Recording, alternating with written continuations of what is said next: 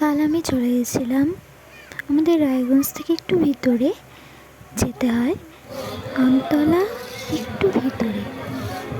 সেখানে আমি চলে গেছিলাম মায়ের দর্শন পেতে। বললা মা, দেখো এই যে বললা মা, আমাদের মিষ্টি মা একটা, সেখানে সব আশা পূরণ হয় শুনেছি। সেখানেই চলে গেছিলাম। তো আমার ঠাকুরকে বলা হয়েছিল যে আমি যাবো, তাই আমি বেরিয়েছি। আর ঠাকুরের একটু দেখো আমাকে নিয়েও চলে গেছে। সেখানে গিয়ে যে হচ্ছিল দিয়ে ছোটো ছোটো ঠাকুরও ছিল, বললাম মা, ভালো বেশ ভালোই লাগছিল। পুজো থেকে দেওয়ার পর মাসির বাড়ি চলে আসলাম।